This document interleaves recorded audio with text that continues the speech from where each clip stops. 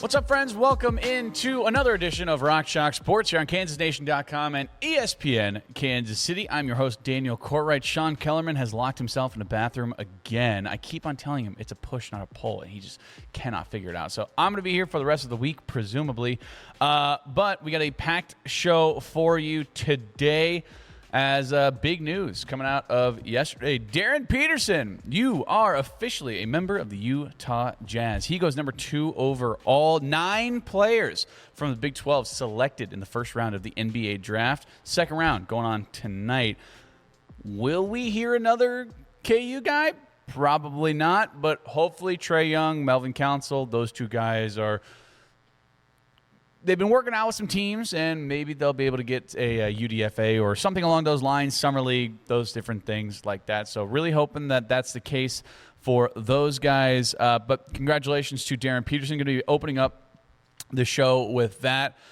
Following that, going to be talking a little NCAA news as there's a new eligibility rule being put into place, I guess rules, if you will, being put into place, a new 5-year eligibility model. I'll kind of break that down in terms of what I think about it, if it's good, if it's not, just the rules in general to make it easier for the regular Joe like you and me to kind of understand the new world of college athletics. So really interesting stuff going on there. After that, going to be bringing on Henry Greenstein from the KUSports.com and the Lawrence Journal-World. I said the KUSports.com. It's actually just KUSports.com and the Lawrence Journal-World. Talking all things Darryn Peterson, talking about the NBA draft. I'll even ask him about the new eligibility rules as well. And then after that, Henry, he's going to stick around and help me do the KU Mailbag segment. That's right, the KU Mailbag, by the people, for the people, where you try to ask us questions. We try to answer them to the best of our ability. After that, going to be hearing from Darryn Peterson. He was made available at the podium directly after he was drafted by the Utah Jazz. So get to hear his thoughts on it, about moving out to Utah, what he can do for the team, different things like that. And then I will be continuing my KU football positional group breakdown. Going to be talking about the linebackers, a big-time, position group for this Kansas team. If you look at it, there's a lot of depth, a lot of young talent that I don't know if we'll see necessarily this year, but really exciting for the future as well, plus a lot of really exciting transfers coming into that linebacker room. And the captain, Trey Lathan, he's going to be coming back to Kansas. He's going to be anchoring the ship, if you will. So really excited about this linebacker crew. First, I want to tell you about KansasNation.com. Be sure to check out KansasNation.com. Stay up to date with all things KU related. And be sure to follow us on all of our social media platforms as well. Twitter, Instagram, TikTok, at The Kansas Nation, at The Kansas Nation on YouTube. All of our shows are on there. You got Rock Chalk Sports with me and Sean Kellerman. You also have Haney and the Hawks, where Brian Haney brings on Jayhawks of old. Legends of Kansas with BMAC and Chris Harris, the Time Out with Tyshawn Taylor podcast, the Inside KU podcast with Laney Boger, Between Two Fountains with Greg Gurley and Mick Schaefer. A lot of fun, a lot of great shows for you. All the best content regarding Kansas athletics. So be sure to give us a follow, like, subscription, whatever you can do, and spread the love about Kansas Nation. Hey, Darryn Peterson, he goes number 2 overall to the Utah Jazz. Not really a surprise there. Like I said, the NBA draft was last night. The first round, at least, of the NBA draft was last night. So interesting. A lot of different things happened. You had a couple of Kansas City guys get selected as well. Bennett Sturtz was drafted by the Grizzlies and then traded to the Oklahoma City Thunder, but he got all of his pictures taken in his Grizzlies hat. I hate how that happens. I'm going to turn into Scott Van Pelt here for a little bit, because Scott Van Pelt, I was watching SVP afterwards. He says he does this every single year. It's the dumbest thing in sports. You have Kobe Bryant wearing a Charlotte Hornets hat and Luka Doncic wearing a Atlanta Hawks hat. It's like, the trade has already happened, and you still force them to go up there and wear the wrong team, and this happiest day of your life, you're wearing the hat of a team that you're never probably going to play for ever in your life. It's the dumbest thing in the world. I absolutely hate it. I don't know why they continue to do this. It's very, very stupid. This happened a number of different times. So, yeah, it's very, very dumb. Koa Pete, by the way, he got traded like twice in 20 minutes. He got picked up by, oh, gosh, I'm trying to think of who the last one. Who had the last pick? I can't remember who it was, but he actually winds up going to the Phoenix Suns for some reason. Like, he got bounced around a bunch and just winds up going to the Phoenix Suns, which, is good for him. I guess he's going to be sticking around in Arizona. They love him out there, which is going to be quite nice. But, yeah, it's the stupidest thing in the world where all these guys wearing just the wrong hats. It's so dumb.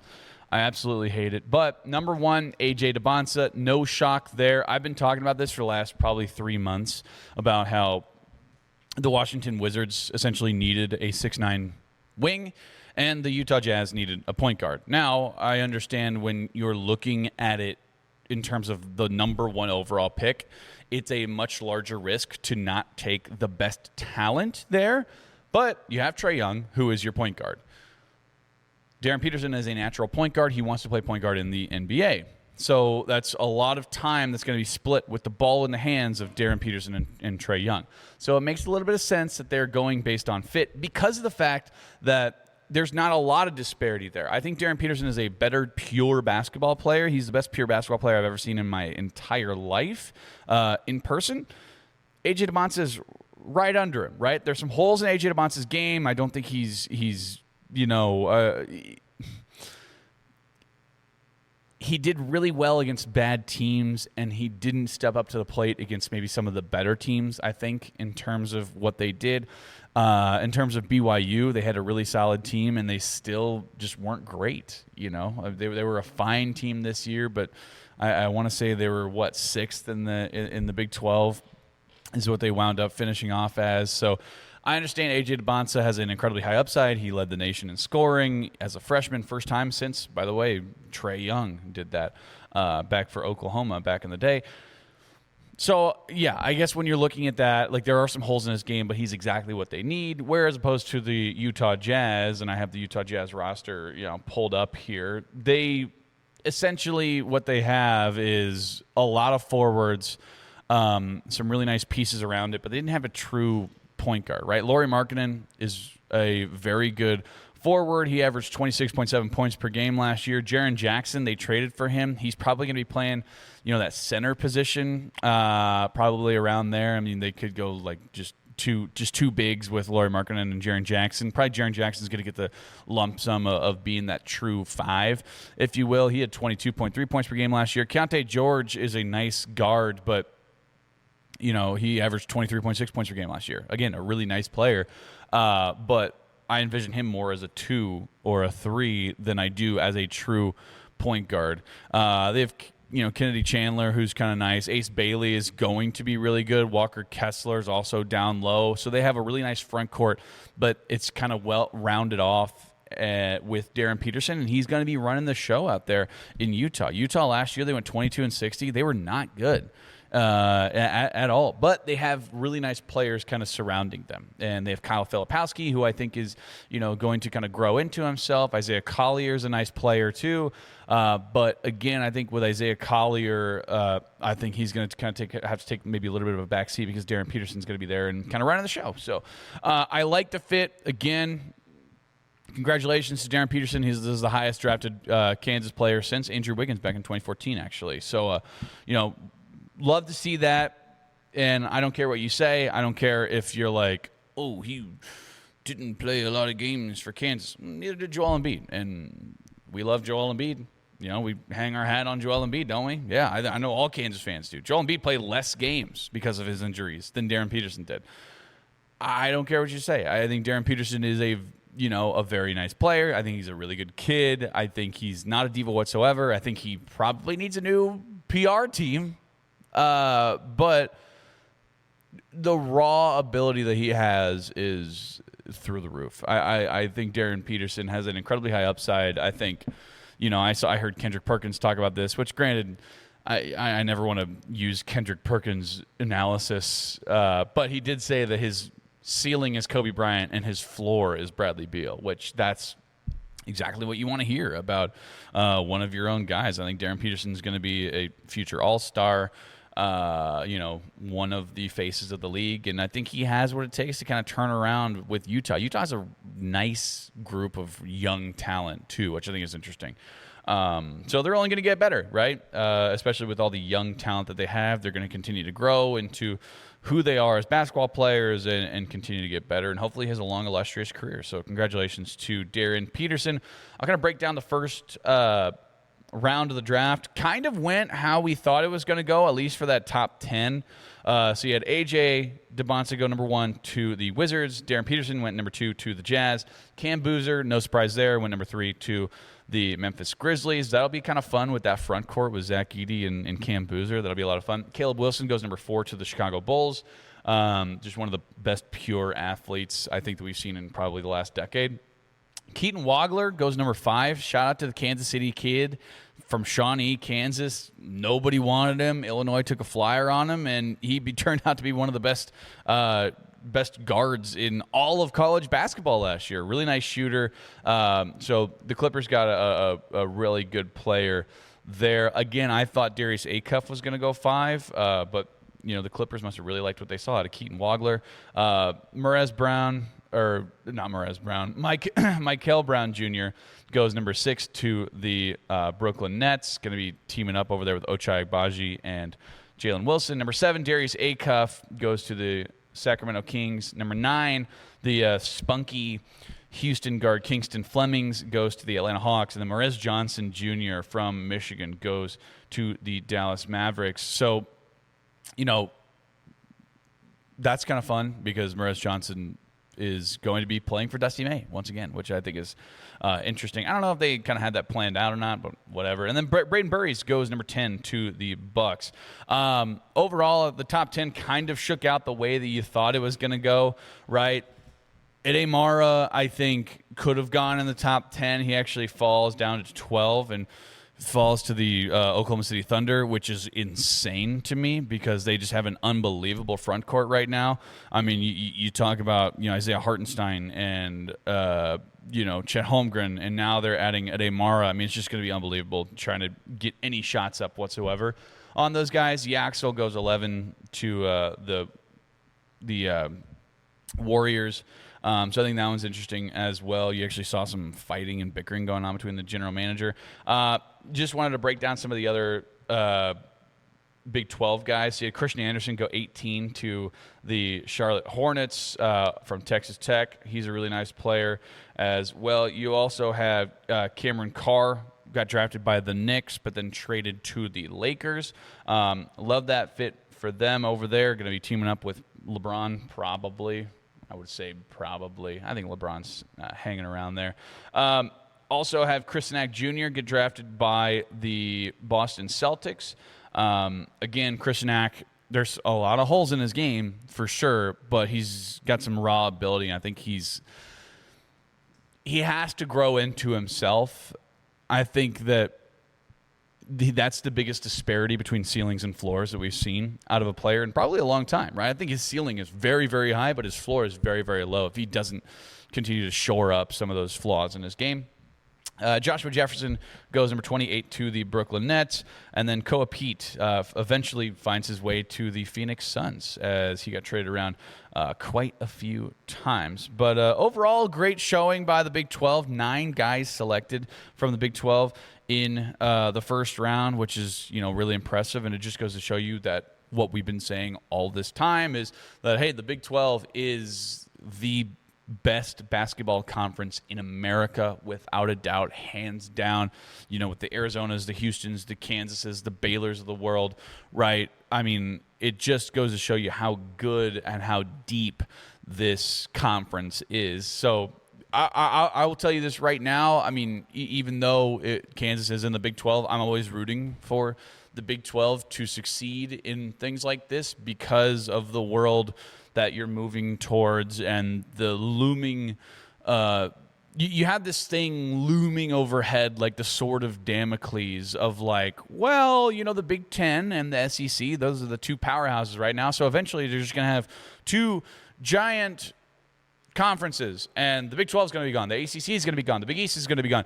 The Pac-12 is already gone, right? So I think it's good for the Big 12 to kind of remain in the realm of like, hey, we're in the top three. Like there's not only top two, there's a big three. The Big 12 is that one in college basketball, which is one of the big money makers. But overall, I thought this first round was great.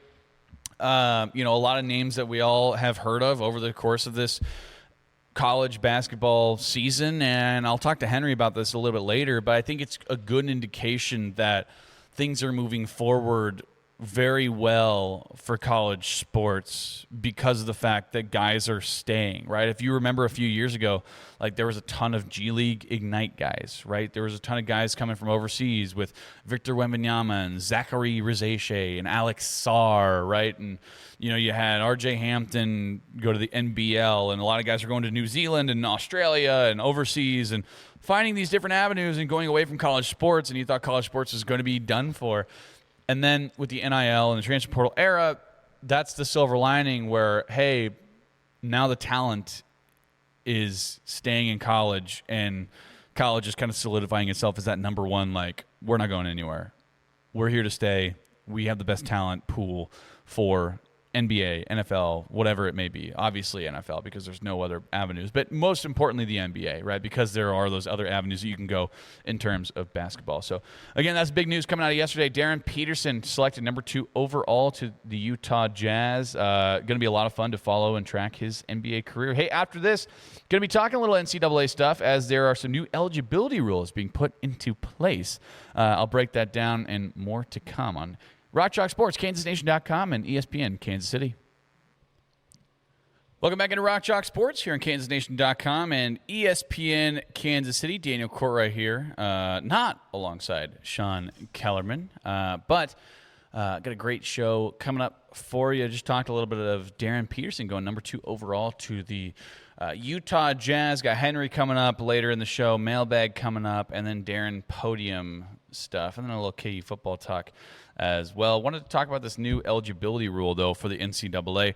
First, I want to tell you about Crown Automotive over in my neck of the woods. Crown Automotive, the place to go if you're in the market for a new or used car, a whole line of new Toyotas and Volkswagens. Be sure to check them out, the friendliest sales staff in town. They are there to help get you in a car that fits your lifestyle. Whatever you're looking for, they're going to make sure to get you in the car that you deserve. Really, it's run by the Lawrence Citizen of the Year, Miles Schneider. Great wine, great cars. Check them out. CrownAutomotive.com or CrownMotorsVW.com. All right, let's get into this new eligibility rule for the NCAA. This is one of the biggest shakeups that we've kind of seen in the NCAA in quite a while. I know there's some other stuff, obviously, that's kind of went down, but to break it down in sort of layman's terms in the most simplistic way that I possibly can. So the Division I cabinet, they have approved a new age-based 5-year eligibility model. So the way that this is set up is you have 5 years of eligibility. No longer is it 4. There's no longer the freshman, sophomore, junior, senior thing. You have 5 years of eligibility, but no red shirts and no extensions, period, right?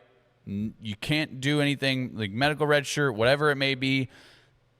It's over, right? Also, no extensions. So they're laying this out very specifically because of the Diego Pavias and the Malik Ewins and the, Charles Bediacos and all these different things, right? There's a lot of things that have gone on in the world of sports, and like even Melvin Council is trying to get another year of eligibility, right? So the way that they're implementing this is, all right, you get no red shirts, no extensions, you get 5 years, and that's it. So the way that they're implementing this is the clock starts either at the time you turn 19 years old or your college enrollment, whichever comes first. So if you enroll in college and you're 18 years old, that's when your clock starts. Or when you turn 19 years old, that's when the clock starts, right? There is some exemptions for pregnancy, military, and mission trips. So like, as you know, like BYU, they have some guys every single year who go on these mission trips for, a year or two or whatever, and they decide to come back. That's why the old classic kind of stereotype of BYU guys is they're all really old. And that's right. That's kind of why it is because they go on these mission trips and different things like that. So like religious reasons is really kind of the number one thing. But this is per the NCAA as of right now. So this is for student athletes who use their final season. So there's some caveats here, because whenever you start something, then it's going to essentially, there's going to have to either be guys who are grandfathered in, or there are guys who are going to just not be grandfathered in, kind of get screwed by the rules or whatever it may be, or there are guys who doesn't really matter what's going to happen, right? Where Columbia is an example of this. I talked to Henry about this a little bit. We'll talk about this later in the show, but kind of with Columbia, his clock started early, so he's going to get 4 years no matter what. Whether he gets grandfathered in, his clock starts early because he was one of those guys who came over and was a little bit older as a freshman. So his clock started actually a year prior. So it doesn't matter. He's going to get 4 years regardless, right? So here are the caveats. So student athletes who use their final season of competition under previous rules during 2025 and 2026, they will have no additional eligibility. They are done for, right? So Melvin Council Jr., not going to have any eligibility, right? And this sucks for like Trinidad Chambliss, who is one of those guys that you kind of looked at. He's not going to have any eligibility left, right? Current student athletes with eligibility remaining under the previous rules after 2025 and 2026, either the previous rules or the new age-based model, whichever is more beneficial to the student athlete. So a great example in terms of KU, Keanu Dawes transfers over from Utah. He started his career at Rice, transferred over to Utah. He has played 4 years. This is going to be his 4th year in college. This is going to be his senior year. But guess what? Now, with this new age-based eligibility rule with a 5-year clock, Keanu Dawes gets another year. If he wants it, he can come back to KU next year, right? Whereas previously we thought we were only going to get Keanu Dawes for 1 year. Same with Dennis Parker Jr., right? Dennis Parker Jr. was the exact same way. Started his career at NC State, played at Radford, 4 years. This is going to be his last year. Guess what? With the new age-based eligibility rule, he is now going to be given an additional year, presumably for the University of Kansas or wherever he wants to go. Hopefully it's Kansas, right? There are some other caveats as well. Prospects who initially enroll full-time at any college or university during the 2026-2027 season. So either the previous rules or the new age-based model applies to them, again, whichever is more beneficial to the student. So if you initially enroll full-time during the 26-27 season, then you will also be kind of grandfathered in. Prospects who initially enroll full-time at any college or university in the fall of 27 or later, it doesn't matter. Guess what? The age-based eligibility model applies to you. So this year will be the last time that we see potentially the old or new rules be put into place for this class of guys. Now, here's the thing. If you're a freshman coming in this year, let's say Luke Barnett is a great example, or Davion Atkins, if you will, you're probably going to want to have the new rules put in place, because then that gives you 5 guaranteed, as opposed to the old one, which only technically gives you 4, right? Redshirts are no longer a thing anymore. So you're going to want to go with the 5. But if you're in this case of Keanu Dawes or Dennis Parker Jr., you're going to want the old rules applied to you, because then that gives you another year of eligibility. And another caveat, Cole Rosario also gets another year of eligibility, right? He also came in early too, but that doesn't necessarily matter. In that case, Cole Rosario played last year. You thought, okay, well, he has 3 more years here at Kansas. Now he has 4 more years, because that's the more beneficial thing for the student athlete. You can kind of pick and choose. So it is nice to know that you have a little bit of insurance in terms of Keanu Dawes, who you thought was going to be a 1-year fixed guy at the power forward spot. Now you can potentially get him for another year. Is he going to be good enough to go to the NBA? He might be, right? And you certainly hope so. I'm always rooting for these guys to have some success and different things like that.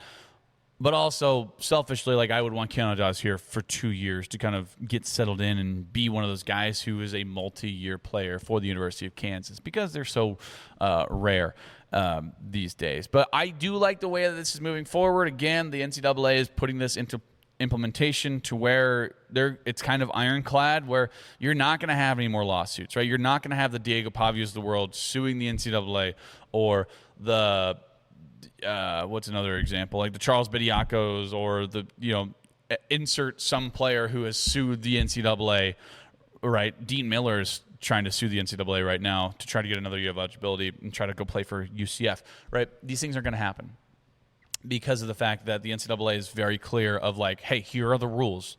You get 5 years running clock, either the day you turn 19 or the day you enroll in college, whichever one of those comes first, which I think is moving in the right direction and is going to kind of put some of the worms back into the can of worms that has been opened, essentially.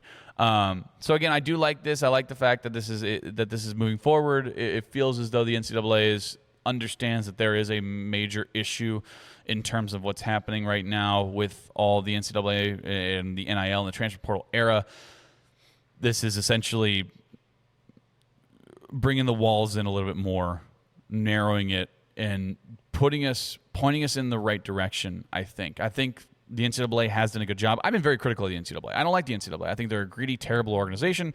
But this is the right move for them to do. And again, this is going to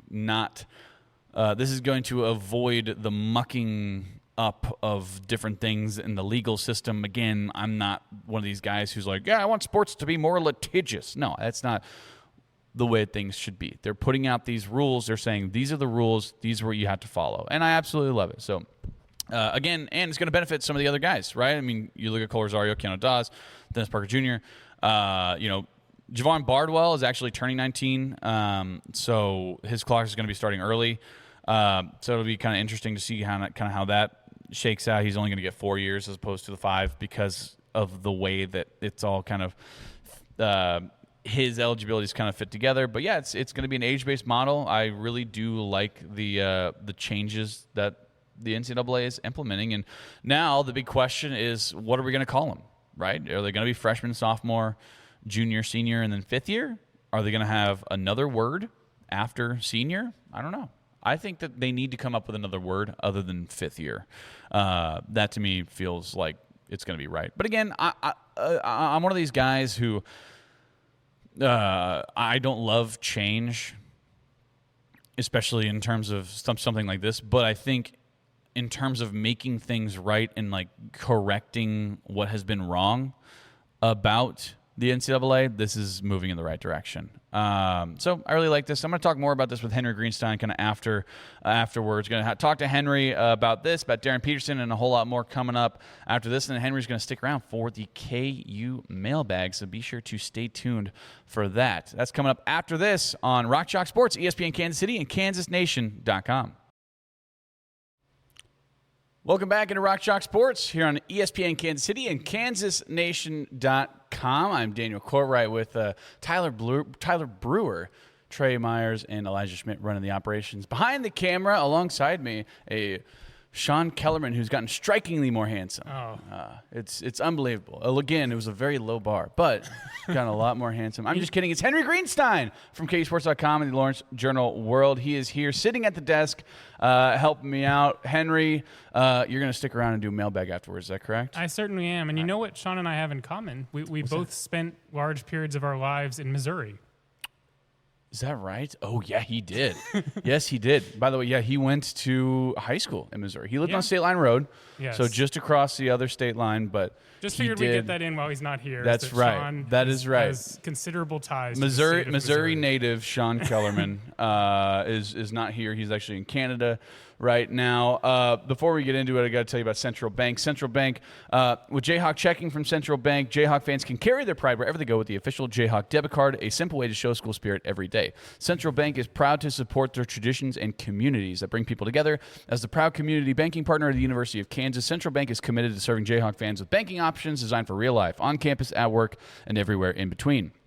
You can learn more about Jayhawk Checking and the exclusive Jayhawk debit card at jayhawkchecking.com. That's jayhawkchecking.com. Central Bank, the proud community banking partner of the University of Kansas. Member FDIC. Henry, are you ready to wave the wheat beyond the stands? You know, I just struggle to imagine what that would even look like. But I guess for the purposes of this ad, you are. I am. I always am. Have you waved the wheat before, unironically? I don't think so. I think maybe... You don't even own a KU shirt. Well, no, I'm an impartial journalist. Impartial, my ass. You were a California guy through and through. I see him all the time with his Cal State Bakersfield shirts. And I never owned one of those too. Temporary tattoos. I was an unbiased journalist when I was in it. Bakersfield too. I do own articles of clothing from my 2 alma maters. Washington and Arizona State. Correct. Fair enough. Well done. Arizona State fan. Henry, wanted to talk about this off the jump. Obviously, the biggest news coming out of yesterday, Darryn Peterson going to the Utah Jazz. Who would have seen this coming? I have been saying kind of all week, not really all week, honestly, like for the last 3 months, that the Utah Jazz feels like a better fit for Darryn just because of the fact that the Washington Wizards, they have Trae Young, and then it came out like a couple days before the draft that they extended him for 4 years, $212 million. Darryn, to me, is a more pure point guard, so it made sense that they would go try to get a big wing, and then the Utah Jazz really need a point guard. But your thoughts on Darryn heading to the Utah Jazz, the fit for him, and I guess if you can put like a ceiling and a floor on it, because it feels like everybody's doing that right now. So what did you see out of him from this year in terms of what you think will translate to the NBA? Yeah, it was kind of funny a few days ago because Shams or whoever it was reports Trae Young's becoming a free agent. And everyone goes, oh, my God, does this mean they're taking Darryn number 1 overall? And then 5 seconds later, like Brian Windhorst or whatever was like, actually, Trae Young is going to re-sign, and he's going to sign a long-term deal. It's like, well, I guess the Jazz are there it is. All right, DP. So there was a sliver of hope there for about 5 seconds. I never understood anyone who thought that Trae Young and DP made sense in a backcourt together. Yeah. Just with the amount of time that either one needs to have the ball in his hands. So I think this is a vastly better fit from that perspective. I think DP and Keontae George will have a lot more synergy. I think the Jazz have been a pretty front court dominant team with Lauri Markkanen and Jaren Jackson and Walker Kessler, and this makes them more balanced. And it's very, very easy to see the fit in that respect. Now, prior to the draft, I had gone on a Wizards podcast, and they were like, it's actually called The Wizards Podcast. And they were nice. Not basketball related, just actual Wizards. Yeah, or the Kansas wands. City Wizards. Oh, yeah. Remember? Man, Good throwback. times. What are other Wizards? There were the Dakota Wizards of the NBA D League. Like Harry before it was Potter. the G League. Yeah. No, I know. I was just trying to think of some other Wizards in the world of sports. There's no Wizards in college. I can't imagine that. No. That'd be kind of fun. Maybe like a D3 school that we don't know about. I'm sure there are. But in any case, I went on the Wizards podcast, and they were like, well, when you're drafting this high up, you shouldn't draft for fit. You should draft the best player available. And that would have been the only argument, in my opinion, for the Wizards taking DP if they thought that his talent was in a different tier from that of AJ. But the guy on the podcast also said, if you believe these two are equally talented, then fit can serve as a tiebreaker. Yeah. And that's what I think ultimately happened in this case. I know DP wants to play point guard at the next level. I know that from talking to Self yesterday when he did his Zoom that he thinks the Jazz will give him an opportunity to do that a lot. On the other hand, I listened to Austin Ainge, and he said they also like that he can play off the ball. Yeah. But the main thing that he said, the president of the Jazz, son of Danny Ainge, who's the CEO, was they don't see like a notable flaw in DP's game. They think he's incredibly well-rounded. They think he can execute all aspects of the Jazz's playbook. And I tend to agree. Like, even in the parts where he isn't as good, it's very easy to see how a little bit of development can get him to be among the elite tier in the NBA. So all told, like a good night for him, a good night for KU. And bonus, like not going number 1 gives him one of those manufactured fake senses of motivation that he can use to he can use to fuel him as all athletes need. Hilarious. Yeah, they're like, exactly. I got overlooked. Like, he went 2. Like, I like how Self even said like it would be very silly for someone who went number 2 overall to feel like that's a great source of motivation. But he also said, I know DP will look for motivation anywhere he can get it, and this is an example of and that. It kind of makes sense because like they had this weird rivalry going all the way back to high school too, and it just so happens to be AJ, right? So it's like you know, him and AJ have always kind of been in that conversation of like who's the best. Like it depends on it always in high school. It depended on like what outlet you looked at, if it was DP or if it was AJ as the number 1 guy, and they always they went head to head a couple of times in high school and then obviously in college. And so, sure, I get that aspect of it. Their careers will always be inextricably linked. Yeah, absolutely. Until they retire from the NBA, they will be compared to each other. I'm trying to think. What are some other? You've talked about Eli Manning and Phillip Rivers. What are some other duos of players like that? You could say like maybe Carmelo and LeBron. But yeah, I mean that's not a terrible comp, but also it's like Peyton Manning and Ryan Leaf. They're friends, right? Yeah, Peyton Manning and Ryan Leaf. I always go to football. Yeah, that's true. I mean, you could go like Deshaun Watson and Patrick Mahomes, but then Deshaun Watson but they were also separated by a little stretch. Yeah, Mitch Trubisky. Oh God, yeah. Shout out to him. I remember there was a year where everyone thought he was the next big thing. He won a playoff game. No, he lost a playoff game. No, they won. I remember he was the MVP. That's right. Yeah, they lost that game, but it was on Nickelodeon, and then everyone voted for him as the MVP. Yeah. So. Very relevant to what we were talking about. Of course, absolutely. Any thoughts on the draft kind of in general? The Big 12 had 9 guys picked up. Joshua Jefferson got picked up late. Koa Pete was actually the last pick, and he got traded twice in 20 minutes. I mean, it's just, you thought he was going to the Phoenix Suns, and you're like, oh, cool, he's staying home. And there's like, actually, just kidding, he's going to this place. Oh, actually, just kidding, he's going here. But 9 guys. Kingston Flemings got picked in the top 10. Braden Burries goes 10 to the Bucks, which I think is interesting because they traded away Giannis 24 hours beforehand, less than that. Yeah. So, like, you think they need somebody in the front court, but overall in terms of the Big 12, how do you think it kind of went for the Big 12? Because this is one of the deepest conferences that we've seen in a long time. Yeah, like you, I'm extremely high on Burries. I mean, I saw a lot of good players last year. He was one of the best. Yeah. You think about his performance at Allen Fieldhouse. If Arizona ends up winning that game, we're talking about that as one of the best road player performances in Allen, especially with that corner 3 he made after KU almost screwed up the inbound at the very end. Yeah. That was incredibly impressive. And it's crazy to think that he wasn't even the best player on his own team by the Big 12 coaches' assessment. Yeah. Giving That's it to Jaden Bradley. Sean and I were talking about that. We're like, he had a legitimate case to be Big 12 Player of the Year, but they just gave it to Jaden Bradley because, I mean, he's older, essentially. So yeah, that's basically fair. On the other hand, it worked out nicely for Bradley. Everyone doubts that he deserved that award, and he goes out and hits the game winner against Iowa State. But true. Burries an incredible player. I think it was fun, this draft in particular, because the freshman class was such a storyline of this season. And to see them all kind of go in succession and be celebrated as a unit, I think was extremely cool. Time will tell which of them are best suited for the NBA. I know like Nate Ament wasn't a guy who had a great freshman season, but the fans that got him are super hyped about it. Yeah. They see a nice player. 6'9" guy who can guard all 5 positions, and that's what the NBA is these days. So even some of those who maybe faded to the background compared to the rest of the, think about like Okori from Stanford or whatever, even some of those who fade to the background in comparison to the high quality of players like Devonta Peterson, Caleb Wilson, Kingston Flemings, Cameron Boozer, like even those guys could go on to be extremely successful in the NBA. So, yeah, a fun draft to watch, and we'll see what the second round holds tonight. It's really stupid that they split into 2 days, but we all have to deal with the consequences of that. Yeah, I know. I mean, NFL makes sense because there's 7 rounds, but the NBA, you're just like, all right. Although even the NFL used to be just 2 days, and then they made the first round its own. Right. thing. Yeah, it's true. Yeah, I don't know. I don't like it. Whatever. It's fine. Your thoughts on this, because this is something that I've been thinking about for a long time, which is kind of at the beginning of the NIL and the transfer portal era. You saw guys, moving on, and this is like before this as well. The RJ Hamptons of the world, right? Supposed to go to KU, but actually winds up going to the NBL, and a lot of different guys are trying to go the G League route, European guys, whatever.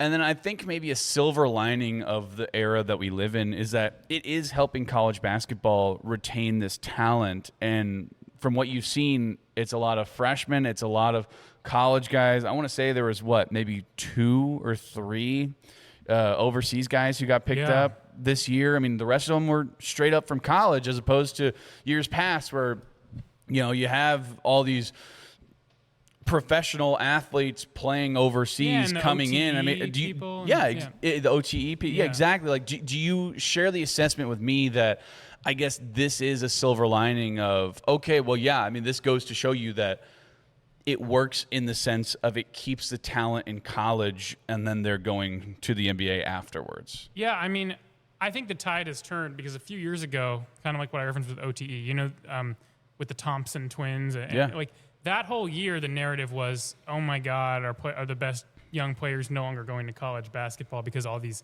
alternative pathways have opened up. You know, like Wemby came from international. Yeah. Remember the G League Ignite? I do. That was something. I certainly do. But all that is to say, like, I think the balance of power has clearly shifted. And I think a lot of that has to do with the sheer amount of money you can make as a college athlete. Oh, yeah. Well, and it's not even to mention the fact that there was only like 70 guys in this year's draft compared to 2021 where there was like 300 guys in the draft. Yeah, I was just looking at that tweet from Draft Express as well. Yeah. 71 early entrants. The peak was 363 in 2021. Yeah. And 71, I believe, is the lowest since 2003. Man. And that's because, you know, think about someone like JT Toppin. Yeah. In a previous era of college basketball, he would have been gone after his sophomore year when he tore it up for Texas Tech. He came back, got hurt. You can argue, even with having gotten hurt, maybe in a previous version of college basketball, he would have gone out after this year. So the fact that he's sticking around and may even be at Tech for 2 more years is crazy to contemplate. Right. But there's so many examples like that. And by the way, with the new eligibility rules, which I'm sure we'll talk about, people are going to be in college for even longer in some cases. Yeah. So now in the NBA, it's a little different because since you can enter so early, there's a big difference in value between a player coming out as a freshman and a player coming out as a 4th or 5th year. So you might not want to stay as long. But in any case, to go back to what you were saying originally, I think this draft is absolutely a reflection of the fact that college basketball continues to be the preeminent point of entry for young players looking to get into the NBA. Yeah, for sure. Henry Greenstein, KSports.com, and Lawrence Turner World. And I want to talk about the new eligibility rules, but my mind immediately goes to like Shaq Diallo. Like if Shaq Diallo were to play in this era, like he'd be at Kansas for 3 years, right? But he played 9 minutes a game for KU, barely did anything. Well, maybe I'm being Kansas for 3 years. He might also be at 3 different schools. Well, and sure, that's fine, but but also like I'm almost looking at Shaq Diallo the same way I'm looking at like Flory Badunga, where like Flory Badunga could have easily just gone to the NBA, just to. Why not? If there wasn't any money, but he decides to come back to Kansas for the second year, obviously enters the NBA, but then decides, hey, it's a better idea for me to go enter the transfer portal and go to Louisville. So at least he's staying in college, which I think is good because college basketball is my favorite of the basketball, tiers, I guess, obviously. Would you like to, why don't you list some basketball tiers? YMCA. YMCA. Middle school, high school, JUCO. Oh yeah. Division II, Division III, Division I. Okay. Now I do want to mention mid-major. I do want to mention you just classified college as a whole tier. Fair, I did. So we're now looking at sub. I'm breaking it down. NAIA. That's true. NCCAA. Ooh, the Christian pull. one. Yeah. Good pull. And then you have the overseas guys, G League, and then NBA.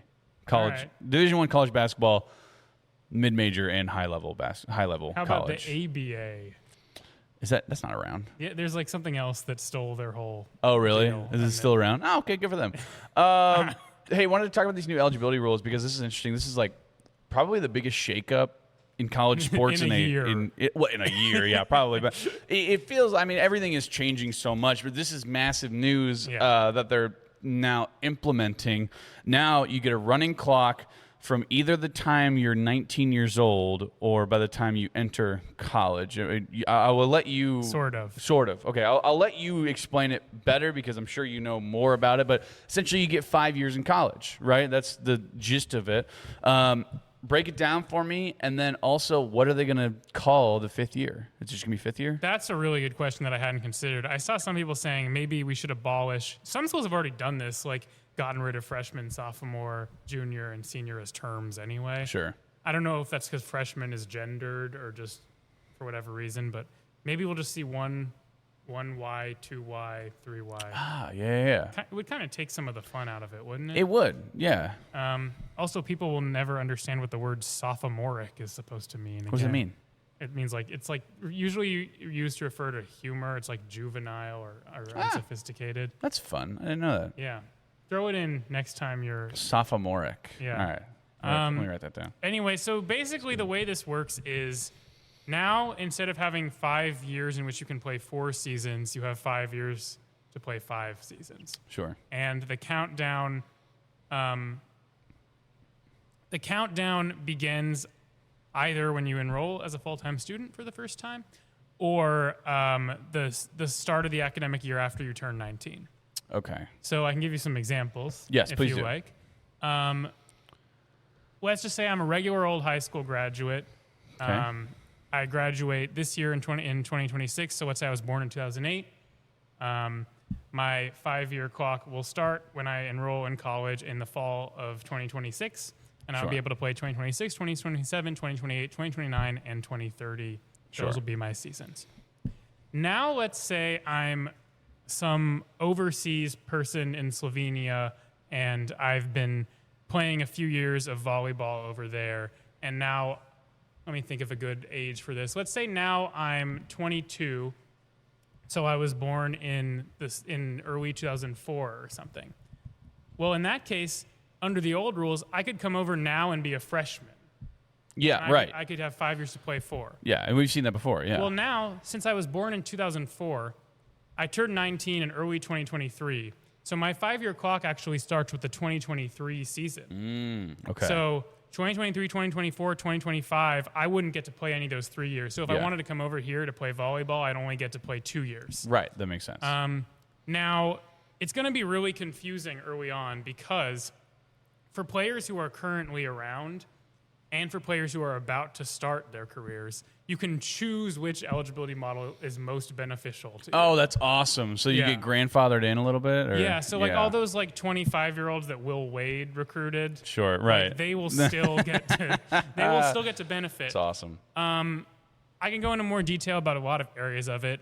Just some things that immediately come to mind from the KU perspective. So for Paul and Bia, it has no effect because So Paul was born in April of 2005. So he turned 19 in April of 2024. That means his 5-year clock actually started a year before he came to KU. Right. So he gets 4 years either way. Sure. So it really doesn't matter. Oh, okay, yeah. So now he has 3 more years to play. Right. So is there a world, I guess, where he sues and tries to get the 5th year or no? Probably not, right? I don't think so because the way that the NCAA is laying this out, they're doing it so universally. They can't, he and others wouldn't be able to do the thing where they say, oh my God, this is capricious and arbitrary treatment. Yeah, I'm the only person. So another thing that might not be as good, Javon Bardwell just turned 19. Yeah. So his clock actually starts this year. Right. Meaning that now, by not reclassifying, he is not getting to take advantage. Yeah.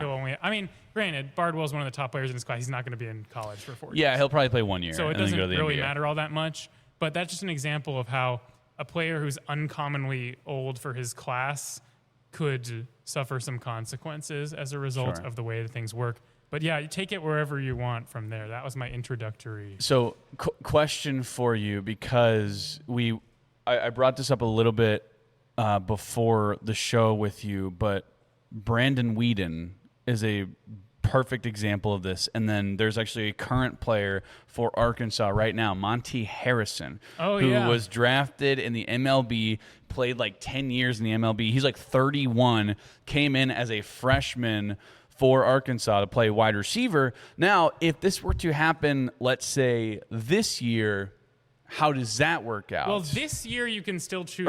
So next year. Let's go next year. Let's go with next year.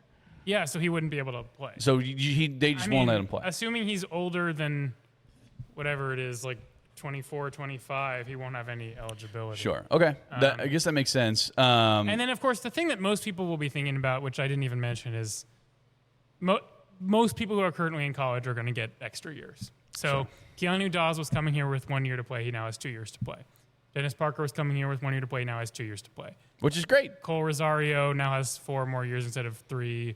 Leroy Blyden now has 4 more years instead of 3. And so on. Samaya Nichols now can stay for another year if she wants. Gosh. Although, Yeah. this is interesting to me. Can I go off on a tangent? Yeah, please do. The WNBA, I don't know if you know about this, but they changed their collective bargaining agreement recently. Paige Beckers, as the number 1 pick last year, got about $70,000. Yep. AZ Fudd, as the number 1 pick this year, got $500,000. Yes, she did. The salaries have increased to an insane extent where now it's no longer like if you're a high-profile women's college basketball player and the NIL is so good that you should just stay in college. Yeah. Now I feel like the WNBA is more competitive. So with someone like Samaya, who's a projected first-round WNBA draft pick, you could argue that it might ultimately she could probably still leave after her 4th. Yeah. Assuming I saw her as high as like 6 in yeah, some mock assuming that draft. she's still on track to do that by the end of her senior season, she may just still leave anyway. But Sure. I I don't know what her NIL is here, but like if you're a top 10 pick in the WNBA, Yeah. at least with the You're way still the money's getting moving. 400,000, Right, which exactly. is pretty good for women's basketball. Yeah, I mean, like that was like a big story whenever Caitlin Clark came out. It was like, oh, she's gonna be taking a pay cut. But Yes. granted, she didn't because she had the Gatorade deal and the Nike deal, Yeah. and so she wound up making more money. But you know, in terms of like the straight up salary from the Indiana Fever that Caitlin Clark got, Yeah, it was pretty low. very low. But they've changed it. Now the minimum is $270,000 for all players across the league. Sure. Actually, if you're older, it's a higher minimum. But anyway, some other random people who benefit from this who just come to mind. Alex Bray is one. Well, there aren't many people who are going to be true seniors on this year's team, but Najee Cox and Alex Bray are among them. and so they'll get another year in theory. Yes. Okay, perfect. Leroy Harris is going to be a true junior. He may ultimately be bound for the pros, but in theory, he now gets another year. Basically, just Sure. people who haven't redshirted, which is not a lot of the KU football roster. And then women's basketball, Michaela Cunningham and Mariah Noel. Yeah, that'd be I'm huge. going to have to ask if it's Noel or Noel. I keep saying Noel. It might just be Noel. I keep on saying Noel too. So And then there are so many others across the entire KU athletic department. But if I can go off on one more tangent. please do. The birth dates of all athletes are not public. Okay. Like, there are going to be people who transfer into KU, and we have no idea how much eligibility they have. Right. I'm sure you could do a little bit of investigative research and try to figure that out. Yeah, but, like, just for an example, if someone... Like, it's not like a FOIA thing, but like you can figure that out. Well, no, but, like, let's say KU baseball were to get a transfer commitment right now. Yeah. They're old school. It doesn't have any incentive to tell me what their birth date was. True. And KU couldn't tell me what their birth date is because they haven't signed yet. Right. So if KU were to get a new transfer right now and it's mysterious and from like some school that isn't like super well covered, I might not necessarily know. Now, baseball's not a good example because baseball birth dates are well documented because of the draft. Sure, Because you have to be a certain, so that's not a great example. But for example, like Shiun Lai, the diver, Yeah. you cannot find her birth date online anywhere. Really? It just says somewhere she was born in 2004. So at least you know her birth year. So you can't like, I mean, I don't know. You just go on her Instagram or something. I'm sure there's a post. Like that's You'd think, wouldn't you? Yeah, you'd think. It's just an example of like, I feel like with some, there will be examples, and this is mostly a problem for people like me more so than the world at large. But there are going to be situations in which. You should write them a letter. Whom? Kansas, the NCAA. They'll listen to you. Anyway, sorry for going off on that tangent, but I'm just concerned there's going to be like, oh my God, KU's got a great new transfer. I have absolutely no idea how many years he can be at. Sure. Well, we're here for tangents, you know. That's what we like. Henry Greenstein, KSports.com, and Lawrence Turner World. One more thing before we get to the KU mailbag. Dusty May heading over to the Dallas Mavericks. Talked to Nick about this yesterday, but, I mean, now, in theory, there's going to be a 15-day window for some of these guys to leave, and you know how much we love one half of the law firm, Mustafa Sham. There was JP Estrella, too. Mm-hmm. Guys who transferred into Michigan, and all of a sudden, a month later, their head coach winds up leaving, right? Is there any chance? I mean, Kansas, at least from what we know, I believe to know that Kansas has a little bit of money left, obviously, or else they wouldn't be putting have to think. Well, yeah, or else they wouldn't be putting this much effort into the Malik Ewan thing. Well, also, and you then can get as much money as you want if you do the NIL. Well, that's true. Yeah, yeah. Right, exactly. So I mean, you're trying to get the Malik Ewan thing, and then you also have 2 more roster spots, if I'm not mistaken, right? I mean, is there a world where Kansas makes a phone call and tries to, maybe get some of those guys? Well, first of all, I don't know if you know this because I don't. Obviously, the new rule now is the window for them to enter the Michigan players is when a new head coach is hired. Does Boynton count for that as the interim head coach? So that's from what I saw on Twitter. I think it does. Okay, so it's not like we have to wait until because otherwise Michigan could just have him as an interim coach forever, right? And then no one could ever enter him. Yeah, just trap them there. Yeah. Okay, so if we're operating on that assumption, then I haven't seen anyone actually enter yet. Right. So I think they can't enter until Saturday, I believe. Oh, okay. Mike Boynton was announced on Monday. Okay, then we'll see what happens. I mean, I'll be very interested to see how much they're able to retain. You would think that retaining players for a team that just won a national championship would not be that difficult, but I understand that Dusty May is the architect of the whole thing. Yeah. Obviously, Boynton, for all his failings as an on-court coach, is very well regarded as a recruiter. You got Cade Cunningham to Oklahoma State. That's true. And what did they do? Yeah. But weren't they also banned from the postseason? They were banned from the postseason that year. From something else that happened? Yeah. So he was not a good head coach. No, he wasn't very good. He's like Jerome By Tang. all accounts, a great guy and highly respected in the industry. Yeah. Anyway, so we'll see if he can So retain not like them. Jerome Tang. I don't know. He is well respected in the industry. Sure, fine. I don't respect him. And that is your. Am right. I in the industry? I don't know. You're in an industry. Huh? You're in an industry. An industry. Some sort of industry. Yeah, I am. HBO show industry. I'm in some kind of industry, and I don't respect him. I don't think KU has enough money to get Mustafa Cham. That said, Sure.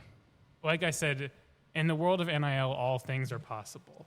True. So if you have someone who can convincingly say that, like, we'll do an endorsement deal with Mustafa Cham that pays him $3.5 million, suddenly money is no longer an issue in terms of like the revenue sharing cap.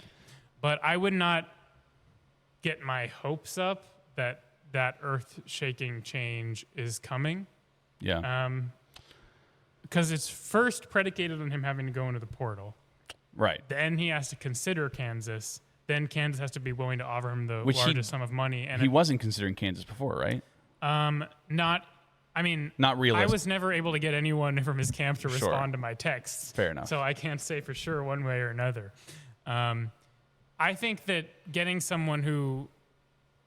This is how it is these days in college athletics. Getting someone who has a successful lawsuit is probably a more likely proposition than getting a member of the Michigan roster. Also, I don't think Estrella's a fit now that they have Keanu Dawes. Right. So I think it would really be Cham that you'd be focused on. But, man, big men went for so much money. I can only imagine the price tag is even higher with some teams being desperate at this point. Yeah. So we'll see, but I wouldn't immediately, bet all my money on Cham coming to Kansas. Fair enough. Well, one can certainly dream. Henry Greenstein, KSports.com, and the Lawrence Journal World. You'll hear from him next segment as we're going to be doing our KU Mailbag segment coming up after this on Rock Chalk Sports, ESPN Kansas City, and KansasNation.com. Welcome back into Rock Chalk Sports here on KansasNation.com and ESPN Kansas City alongside Henry Greenstein. I'm Daniel Courtwright's time for one of our favorite segments is By the People, for the People, the KU Mailbag, where you send us questions and we try to answer them to the best of our ability. Before we get into it, I got to tell you about Crown Automotive. Be sure to check out Crown Automotive over in my neck of the woods, as Sean likes to say. A whole line of new Toyotas and Volkswagens, Tiguans, Taosas, Jettas, Camrys, Corollas, RAV4s, Tacomas, Tundras, you name it, they've got it. And if you don't want any of those, they have a whole line of used cars as well from a number of different brands. They're not going to try to put you in some sporty little thing. If you got 4 kids running around going to soccer practice, they're going to get you in the car that fits your lifestyle. So be sure to check out crownautomotive.com or crownmotorsvw.com. Can I say a fun fact? Please do. My downstairs neighbor is part of the delightful staff at Crown Automotive. Really? What's her name? Teddy. Teddy. Shout out to Teddy.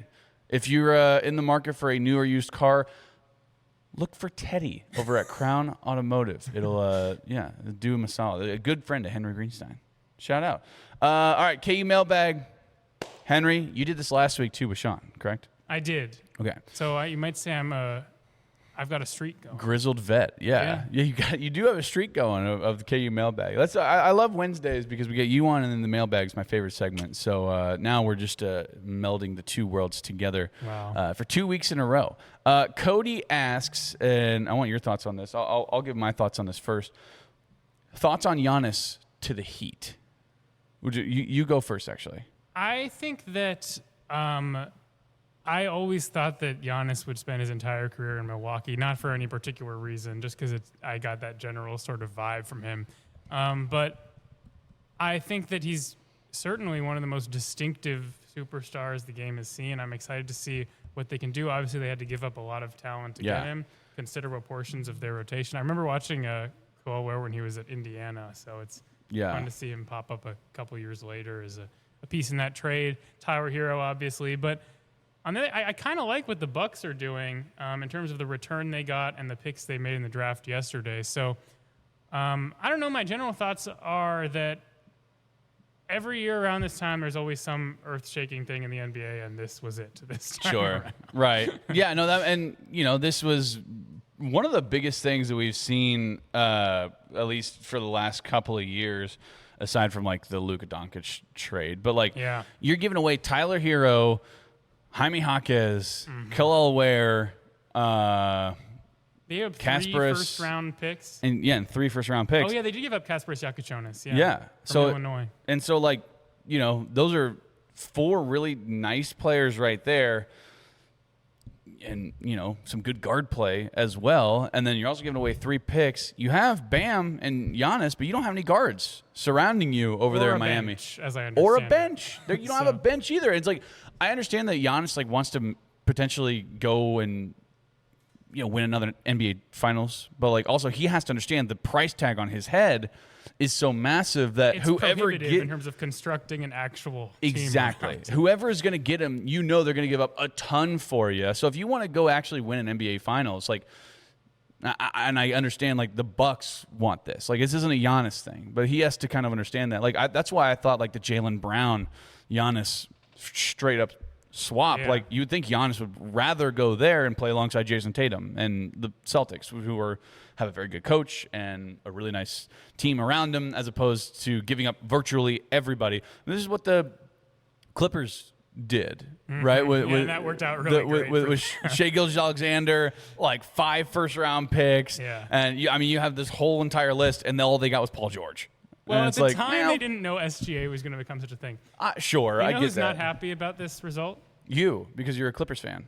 I'm a little bit of a Clippers fan, but no, I was going to say Stray Slaughter, the Kansas City Star. I can only about Giannis going to the Heat. Yeah, I can imagine he's too thrilled. No, probably not. But he's got other things to worry about right now. He's in New York right now. I know. Yeah, he's fine. Yeah. I wouldn't worry about him. Hey, KU Najee, he wants to know, will Tyron Stokes have a better year than Josh Jackson? 16.3 points per game, 7.4 rebounds per game, 3 assists, 2.8 steals and blocks. I'm going to say yes, actually, even though those are really good stats from Josh Jackson, because that year, Josh Jackson's year, Frank was the National Player of the Year and the focal point of everything that was going on. That's right. And to say nothing of all the other talent they had on that team. Yeah. So to me, Tyron Stokes will be the focal point of everything that's going on. Therefore, and especially with KU not having, we'll see how things go with Tay Kinney and Leroy Blythe in terms of handling the ball. But for someone of his position, Stokes is going to be on the ball a lot. And his passing is actually a pretty well-regarded skill. All that is to say, and I don't know that stats necessarily equate to a better year, but sure, I think Tyron Stokes can exceed those. Okay, we're talking about the best player. Read them again. So 16.3 points per game. I think he'll exceed that. Okay, 7.4 rebounds. I think it'll be right around there. 3 assists. I think it's way over. Yeah, probably 4. Yeah, 2.8 steals and blocks. Oh no, well combined. Steals plus blocks. That's a good number. I'll actually say under on that one. I think he goes under on the rebounds too. Okay. I think he more assists and more points, less rebounds and less steals and blocks. Is your per contention game. that one of KU's large 7-footers will Yes. vacuum up a lot of the Yeah. That actually makes sense. I think Dawson and Bia or Dawson Reeves, whoever it's going to be, they're going to be raking it in. And then, whether it be offensive rebounds, defensive rebounds, whatever it's going to be. And, yeah. So I don't see think your point there. Yeah. I don't think Tyrann's going to be too far. Because if you remember in 2017, Landon Lucas was, I think, the big. So it's like Josh Jackson had to crash the boards. Yeah, you know what true. I mean? So I think it's going to be under on the rebounds as well. Also, KU Najee wants to know, Paul Mbia over under 12.2 rebounds, or 12.2 points per game, 8.1 rebounds per game, and 1.4 assists per game. And he also says bonus points if you know which player's stats those are. From an earlier. Okay, I'm gonna look this up. That'll be interesting to think about. For now, I'm going to say under on both the points and rebounds because I don't think he'll play enough minutes to get 12 points and 8 rebounds. Sure. Even if he's the starter, I don't think he'll play. I mean, that could be a full game stat line. Yeah, I agree. And I don't think that he's going to play 32 minutes or whatever. Well, it depends on if Christian Reeves is what his health is. Okay, yeah. I mean, do you think if that's the case, then they're just going to move Dawes to the 5? I mean, Self said he doesn't want to play that way. I don't want him to play that way either. He also said at the start of the 2024-25 season that he couldn't envision playing Hunter and Flory together. True. And then they played together for most of the year. So plans change. But, yeah, I don't know. I mean, I need to see proof that he can be a considerably valuable player for a significant portion of a game before I declare that he's going to have basically Keanu Dawes' stat line from Utah last season, which is what that is. Yeah, which makes sense. Who was it actually, though? I'm looking it up, and my first 2 guesses were Landon Lucas and Flory Badunga, and neither one of them are correct. It was definitely not Flory, but I kind of liked the Landon Lucas. So Landon, his highest was 8 points per game. That seems like a better guess for Paul. Did KU Najee not tell you who it was? No, he just said bonus points if you know. Well, then we will not be receiving any bonus points, clearly. No bonus points. I know. Joel Embiid. Really? Yeah.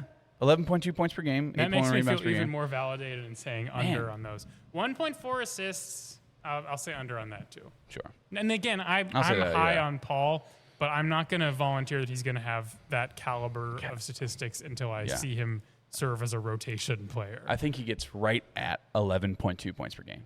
Not over or under. I think it pushes. Okay, so if you think that Paul gets 11.2 points per game, so you think KU's going to have all 5 of his starters score double-digit points per game, basically? No. So who's not, then? Dennis Parker Jr. You think Dennis Parker Jr. is in the starting lineup? Maybe. Or Leroy Blyden. One of the 2. You think Leroy Blyden's not scoring 10 points per game? All right, he might. Okay. Damn. Keanu Dawes is gonna. Yeah, I think Keanu Dawes is gonna be nice. Okay. I think all of them go over 10. Well, that's not crazy to think. It's pretty high offensive production. Yeah, I think this is gonna be a high offensive team. All right, we will revisit this. We will later in the season. Tyler wants to know, different Tyler. Can Tyshawn Taylor carry a horrible rec team to one victory? So, I haven't talked about this yet. Yesterday, I played pickup basketball with this Tyler. And we were down to like 4 guys.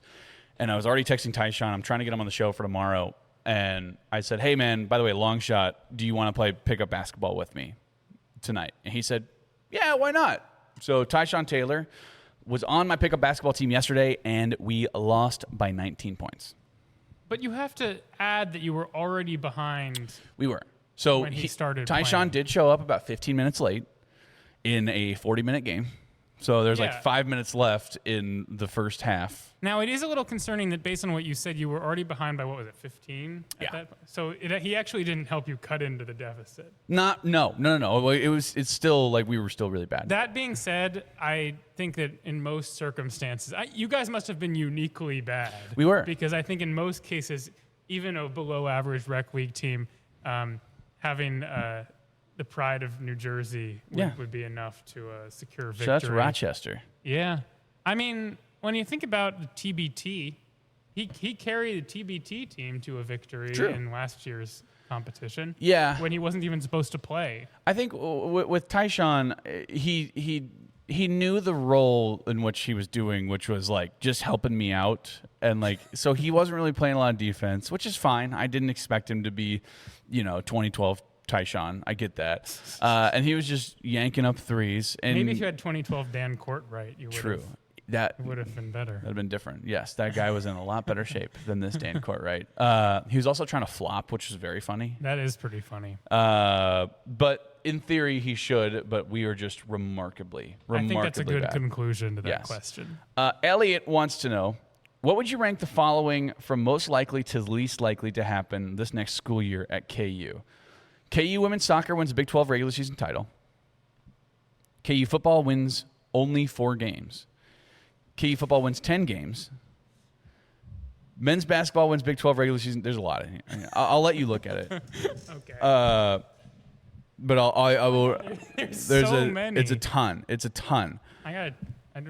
Just like pick one that's most likely to happen. As I'm going, like pick one that's most likely to happen. So soccer Big 12 regular season title.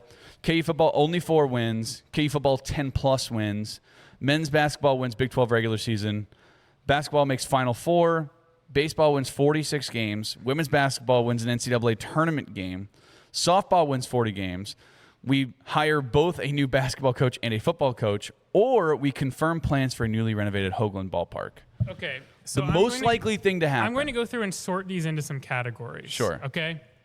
Women's soccer winning the Big 12 regular season title, I think, is reasonably likely, with the caveat that I have no idea who other than Jillian Gregorski will score goals for them this year. Fair. Olivia Page transferred, correct? She transferred, but she's also a defender.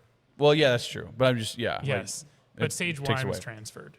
Sage Wimes, yeah. And she was a big goal scorer. Lexi Watts graduated. Right. Therefore, it's going to be mostly... Sorry, I think I screwed up. Is he out of camera? The layout of this. I'll move this over a little bit more.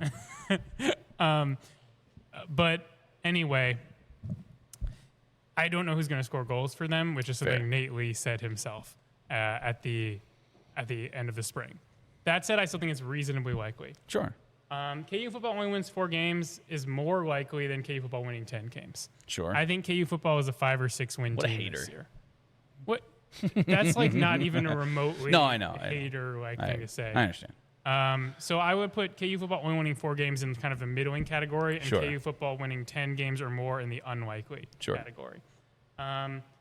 Men's basketball wins Big 12 regular season title. I'd say moderate. Okay. On that.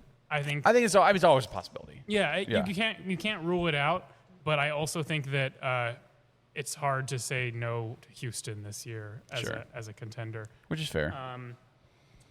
KU men's basketball makes Final Four. That's got to be unlikely because it's always unlikely to make a Final Four. Sure.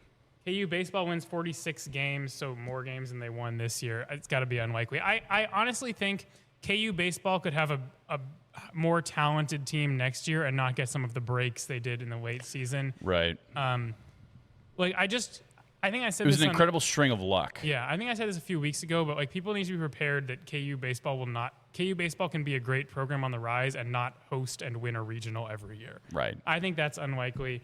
KU women's basketball wins an NCAA tournament game, so they have to first go. Honestly, I think that's in the moderate category. Okay. Because I think that if they get in, they'll probably be like a 7 or 8 seed. Yeah. And then at that point, it's like a coin flip. Sure. KU softball wins 40 games. I think that's unlikely because they just graduated a big senior class.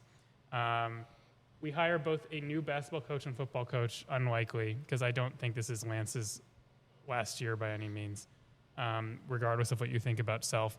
And then plans for a newly renovated Hoagland Ballpark. I think that's highly, highly unlikely because I think they're focused on the practice facility. Right. Therefore, I said that women's soccer winning the Big 12 regular season title is the most likely, followed by basketball winning a Big 12 regular season title, followed by KU football winning 4 games, and then the rest of it you can figure out yourself. Well, KU women's basketball winning a tournament game. Oh, yeah. KU women's basketball winning a tournament game. That game. one, to me, I think is the most likely. You think that's more likely than soccer winning the Big 12 regular season title? Yeah, it's one game.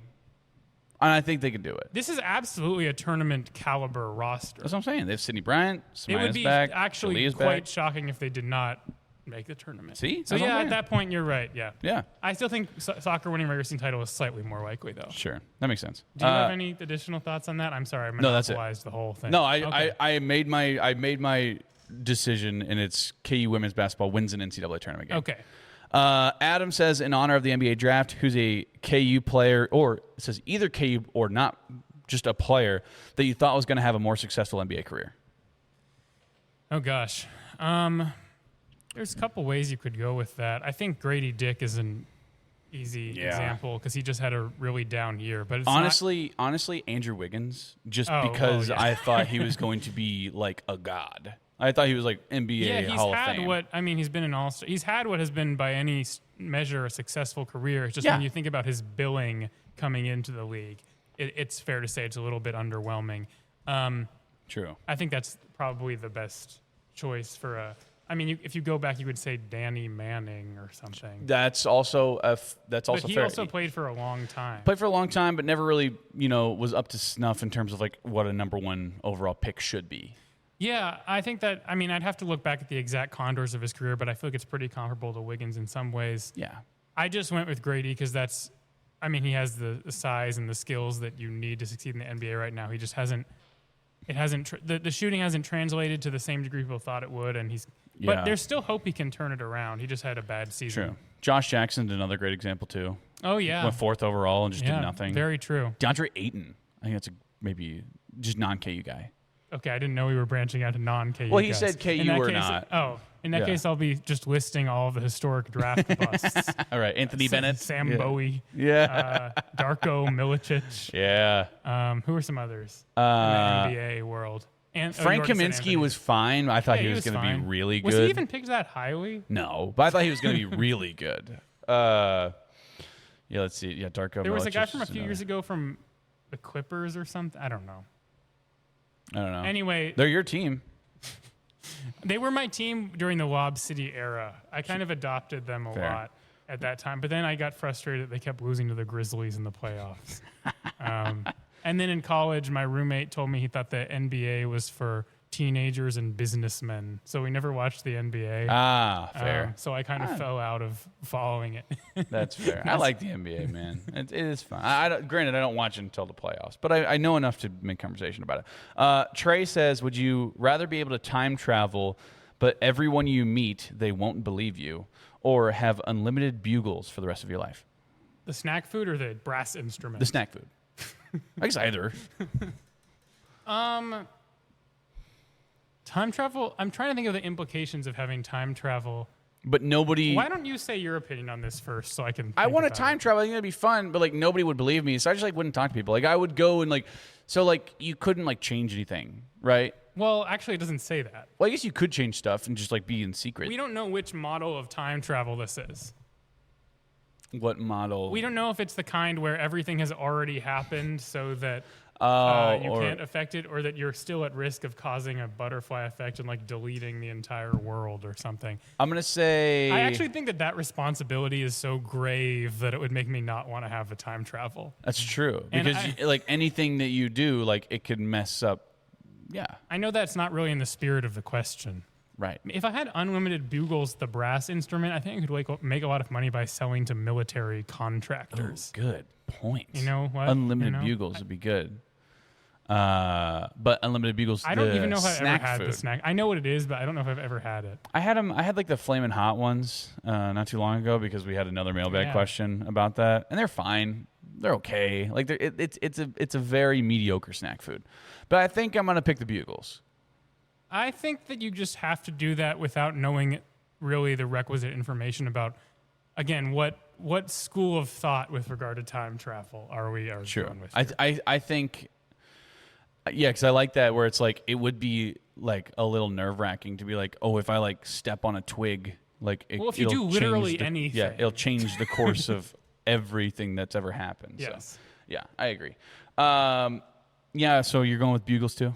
I think I got to go with bugles, regardless of whether it's the snack food or the instrument. Shout out to bugles. I want the snack food, not the instrument. Tyler says, do this or die. You have to pick one. Get a hit off. I'm picking between doing this or dying. Yeah, do this or die. You have to pick one of these. Get a hit off Paul Skeens. You have to last 1 minute in a UFC match with Justin Gaethje. You have to get a bucket against Wemby. Or you have to catch a 5-yard pass with Pat Surtain guarding you.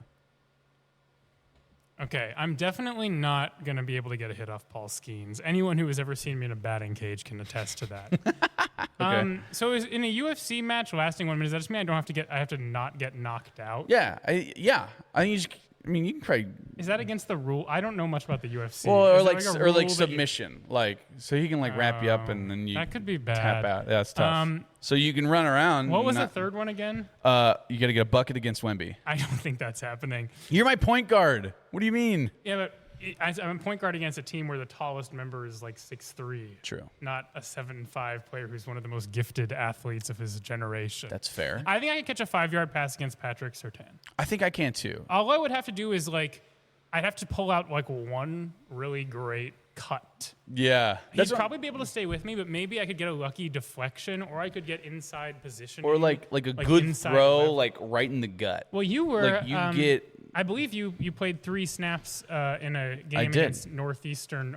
Was it Northeastern State? Northeastern State. They're from Tahlequah, Oklahoma. Yes, it was on September 5th, 2019, the greatest day of my life. You were a pass catcher. I was. You should absolutely pick that one. Of course I am. It depends on what is he pressed up on me? Because that's tough. Oh yeah, yes? I don't think that I have a very high chance of success. I just think it's vastly higher than any of the other 3 options. I think that's probably the easiest one because corner's such a hard position. Like Pat Surtain's not blocking everybody. Did we specify that it's Patrick Surtain? Oh, I guess he said you can bunt against Paul Skeens. I still would fail. Have we specified if it's Patrick Surtain the second or Patrick Surtain the first? I would imagine the second one. Okay, just making sure we're not talking about the former Chiefs defensive back who's now a coach. Yeah. In that case, I would feel a lot better about my chances. Sure, that's fair. 50 years old. But I bet you could, if Pat Surtain's blocked, pressed up on you, he'll get a hand in your chest, sure. But do I have the option you of running? swing your left shoulder on the inside. All of a sudden, you have inside leverage on him. That's what I'm saying. You follow him. He's pressed up on your back. You get a good pass in the gut. You're catching that for 5 yards. I think I might be so slow that he would be taken aback. If I tried to run a go route, he might just exceed my rate. Sure. And I could turn around. Yeah, he doesn't realize how slow you are. Yeah, there's one more question about the specific scenario, which is, do we know? Does he know which direction I'm going? No. Can I choose to run backwards and catch a 5-yard pass in the opposite direction? I'm gonna say no. Has to go beyond the line of scrimmage. Okay. I still think that's the best option, followed by the Justin Gaethje one. I think I can run around. But are you allowed to do that? Too. Is there a stalling rule? Nah. Okay. But what if he it would have to be like Dune. You'd have to walk without rhythm so that he can't predict where you're going to go. And true. And then if you're just running if you're just running in circles, he could catch on. You could and then just get into the fetal position and just curl up in a ball. And I feel like he might find ways to pry you. I don't know much about Justin. No, neither do I. I don't know. I think the 5 yards against Pat Surtain, that's the one. Hey, that's the KU Mailbag for today. Shout out to everybody who sent us mailbag questions. Always appreciate those. Henry, appreciate your time as always, man. And I will see you probably next week on Wednesday.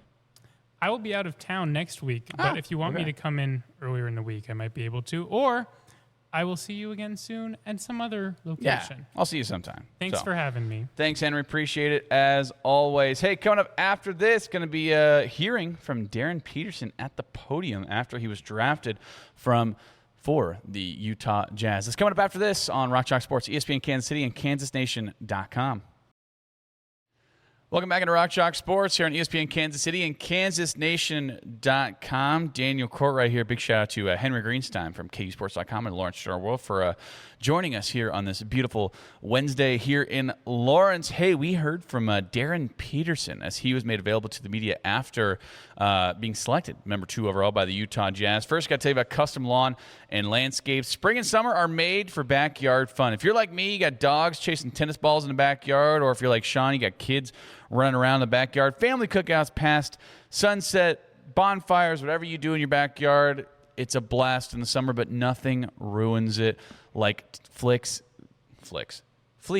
ticks, and chiggers. That's why families trust Custom Lawn and Landscape to help keep their lawn beautiful, and protected all season long. Their home insect control program helps defend your yard from those pesky bugs so you and your pets and your loved ones can enjoy the outdoors more comfortably and safely. And right now, when you sign up for the season, your first application is 100% free. That's right, 100% free for your first application. It's a simple way to take back your backyard this spring and summer. Visit CustomLawn.com to schedule your first free application with a seasonal insect control program. Custom Lawn and Landscape, helping you love your lawn without the bugs. Like I said, we heard from Darryn Peterson after being selected number 2 overall by the Utah Jazz. He was made available to the media. Let's hear that right now.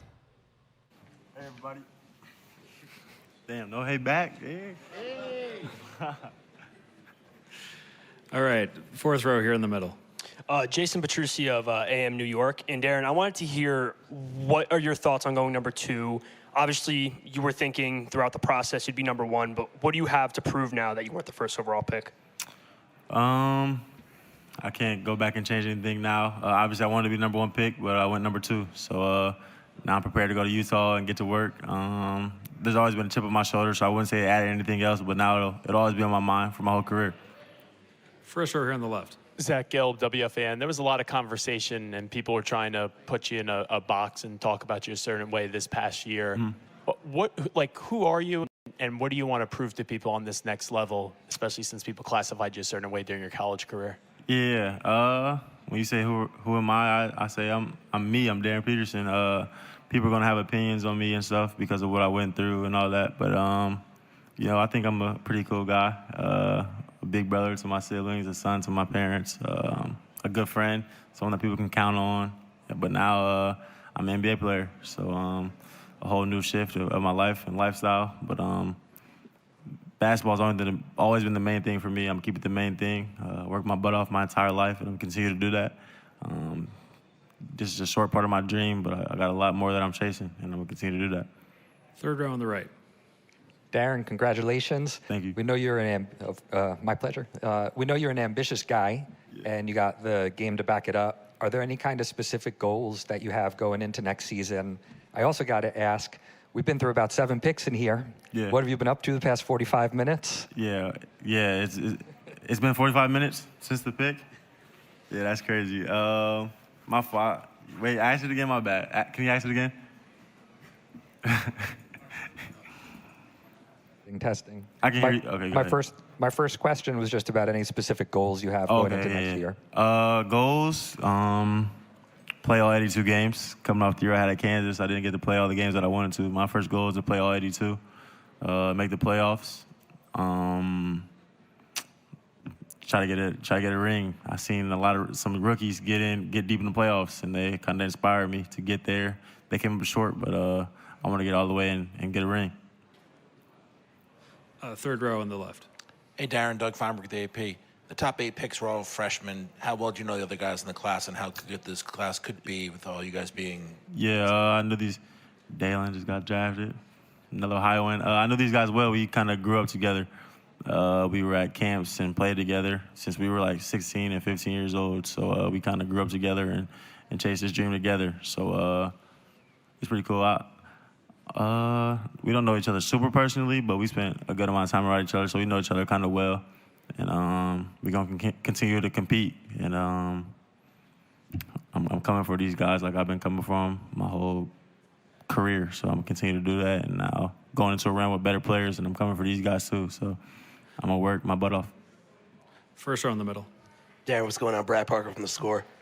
Maybe not the most important thing in the world, but you did rock number 22 at Kansas. Yeah. You rocked 22 in high school. Yeah. 22's taken in Utah. Is it? What number are you going to rock with? Who has it in Utah? Kyle Filipowski. I'm going to have to see what he's willing to do to get that up. But if not, can you wear 8 in the NBA? I don't know, because sometimes there's certain numbers you can't wear. I think 8's good in Utah. I might try to rock 8 or try to see if he's willing to give it up. But if not, probably 8.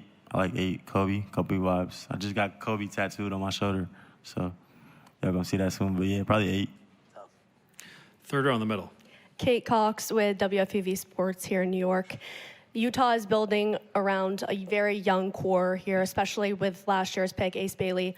What is what are you hoping for this future, especially in the next few years, building on that young core with the Jazz? Like you said, it's a new young core, and I'm excited to go be a part of it. I think we got a lot of great players, and I'm blessed to go into a situation where I think we can win right away. So looking forward to it. Hopefully we can go in and be one of those teams now and get deep in the playoffs and get a championship. Back right corner. Darryn, congratulations. What have your conversations been like with Utah? I know you met with them, but you didn't specifically work out. Yeah. Oh, they were great. I remember meeting with them in Chicago and telling my agent, I know I want to be number one pick, but I had a great connection with Utah, and I won't be upset if they called me. I think when I didn't work out, there was a misconception that I didn't want to play for them for some reason. But my main goal is number one. So me and my team decided that was the best place for me to go work out. But definitely happy that Utah picked me and can't wait to get there and go work. I think it's a great fit. Fourth row on the left. Hey, congratulations, man. Thank you. Your energy right now, you seem so calm and composed and a great sense of your agency. Like you're ready to get on the court already. Like, what is driving that? It seems like you've already pushed through the draft experience and you're ready for the court already. Yeah, the celebration stops tonight. Like I got drafted today, but tomorrow I'm now an NBA player. So get home. I'm gonna work out until I got to report to Utah. Like I said, balls first. So I'm a grinder. Like I said, Kobe's my guy, and I'm inspired by him. So I just kind of try to think, what would Kobe do right now? I think he'd get drafted and move on and try to go be the best him possible. So that's what I'm going to do. And I see the guy that went number one on the screen up there right now. So I'm extra motivated.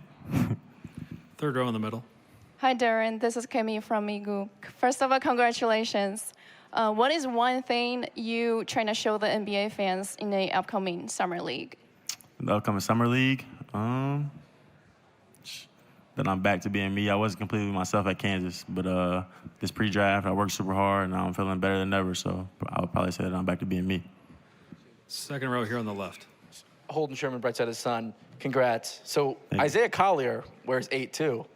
So I'm out of luck. I'm gonna have to figure out who.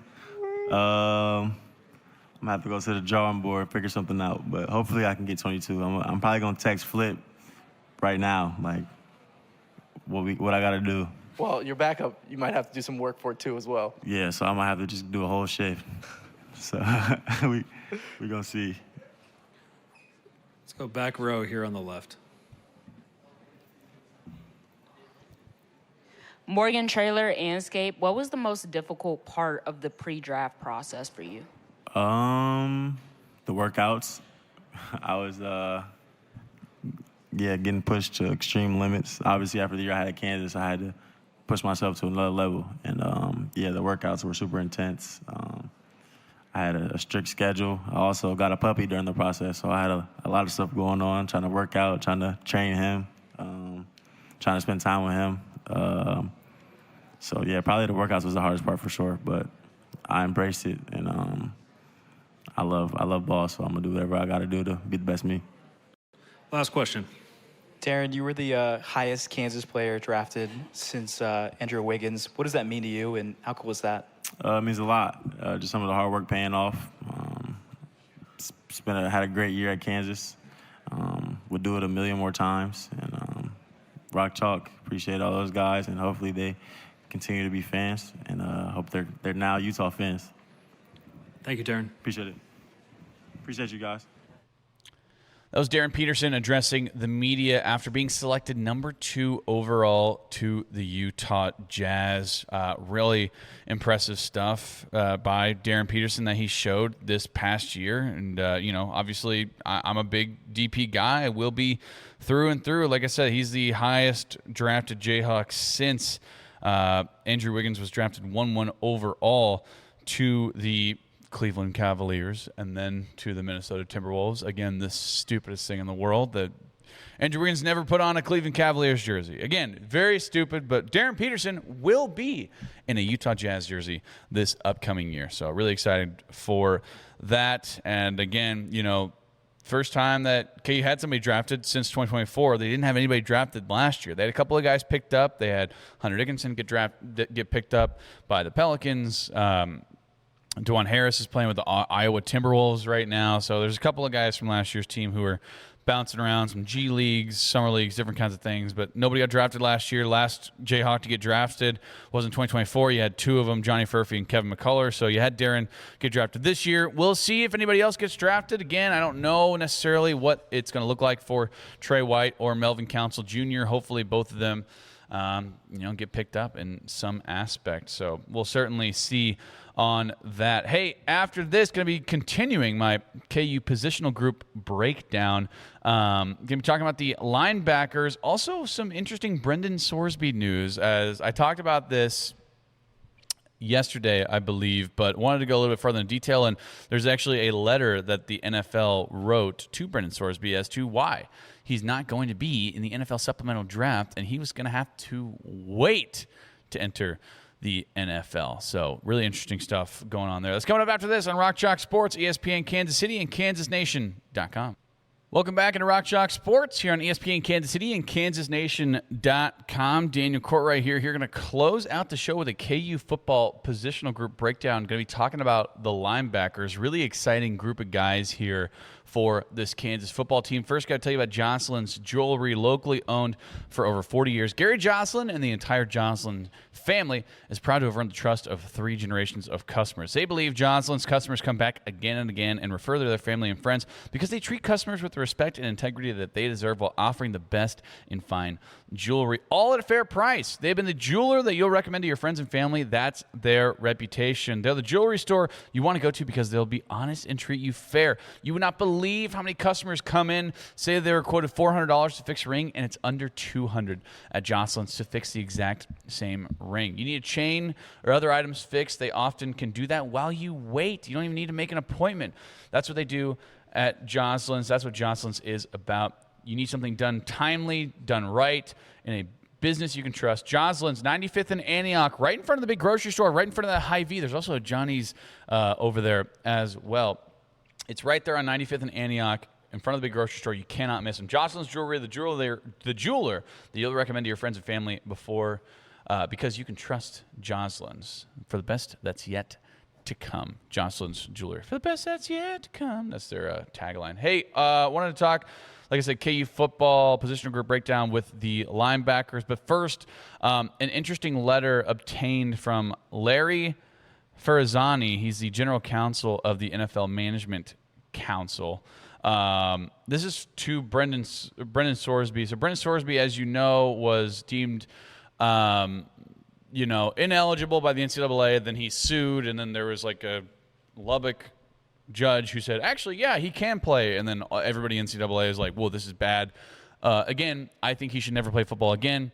In a world where there are no rules in sports, there should be one rule, which is you cannot gamble on your own games. And he did that. He made over 40 bets when he was on Indiana's football team.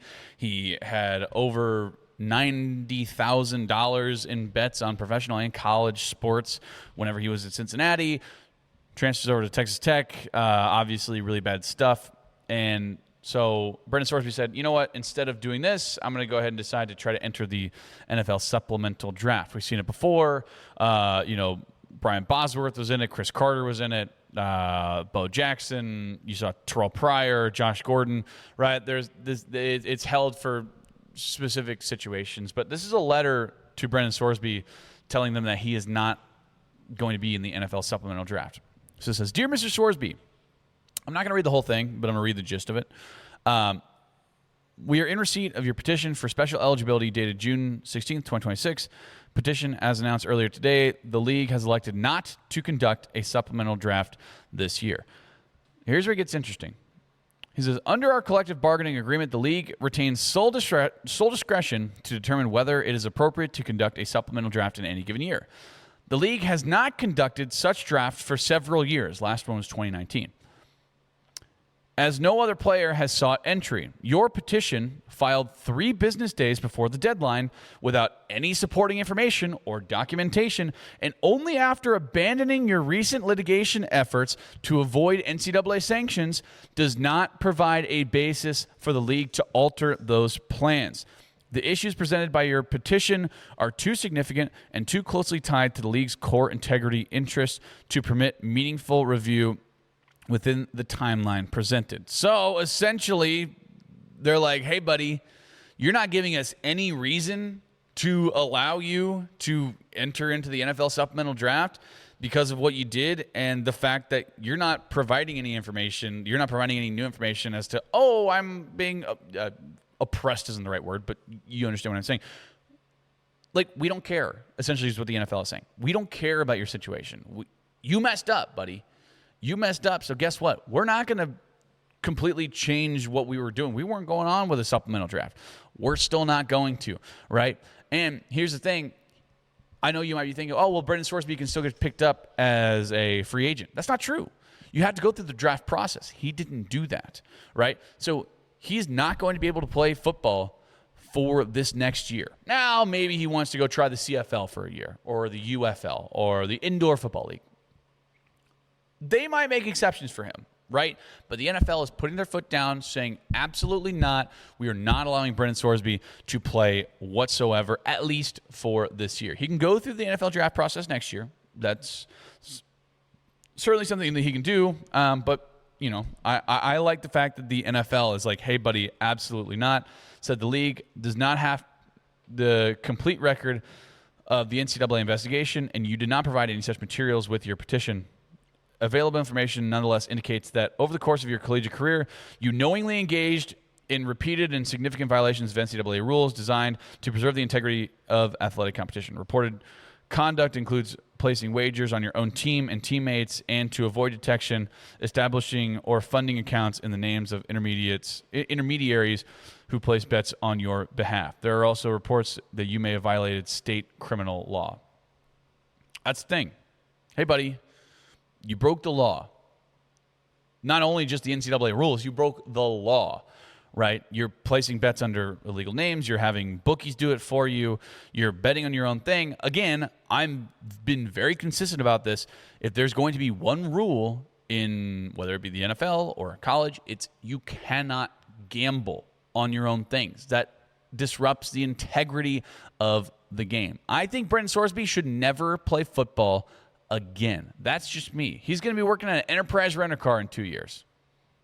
And that's fine by me. You can use that money to gamble. Maybe you have some buddies, right? Text David Bailey. Say, hey, how many sacks are you going to get? That's fine. Whatever. I don't care. But you're not going to play football again, buddy. Sorry about it. And I'm glad the NCAA, the NFL is kind of putting their foot down and saying, hey, you know what? We're not going to make a special case for you. So anyway, that's that. Anything else comes out, I'll keep you up to breast on those things. But, hey, like I said, I wanted to close this out with a KU football positional group breakdown. Talk about the linebackers. Going to end on a happy note, as this linebacker core is really something to look at for this Kansas defense. Because, Kansas defenses of the past haven't necessarily been tremendous. And, you had, Bengali Kamara, who was a really good linebacker last year, but not great in coverage. And you had Trey Lathan, who was maybe a little bit of a surprise to some people in terms of how good he played last year. But wanted to break this down because you got a lot of really nice transfers coming in, and you have some good young talent coming in as well, especially this freshman class that I really, really like. Wanted to talk about the main returner for this year is Trey Lathan. If you look at what he did last year, 51 solo tackles, 1.5 sacks. He had a forced fumble and an interception. Trey Lathan almost had the interception at the end of the K-State game, as I believe it wasn't the K-State game. I can't remember what game that was. It might have been the Cincinnati game. I really like Trey Lathan, and he is going to be kind of the anchor and the leader of this defense coming up next year, right? You have Leroy Harris coming back. You have Jalen Todd coming back, right? Austin Alexander, right? You have different leaders at different levels, but really that middle linebacker spot is the quarterback of the defense, and that's the guy who's calling out different things, calling out pre-snap motions, calling out,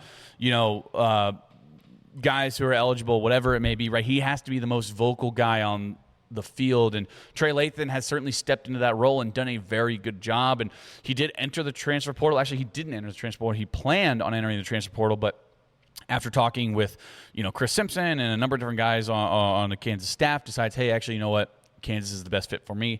And that's a guy who I truly believe does have NFL capability. Maybe he needs to put on a little bit more weight, right? He's 6'1", 228 pounds. Probably needs to be floating around 235, 240 if he wants to be a true NFL middle linebacker, but still, he has the capability to be a very nice player at the next level, and he's going to be, like I said, the quarterback, if you will, of the defense for this year. So, again, really excited about Trey Lathan.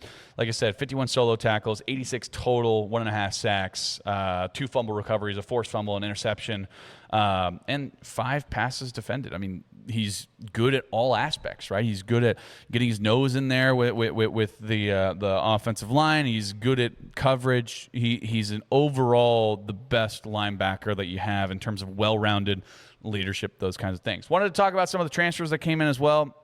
First, I want to talk about Quincy Davis. Quincy Davis, he piques my interest for sure. Going to be kind of a middle linebacker guy, kind of an outside linebacker guy. It all depends if DK McDonald kind of sticks with the format of that 4-3 or whatever it may be. But it'll be interesting to kind of see where Quincy Davis kind of fits in. I think that he's going to have a role almost right away. 43 total tackles last year for New Mexico State, 22 solo tackles, 21 assisted. And, that's a guy who has some raw size to him, raw ability to him as well. Jabril Alameen is going to be an interesting player.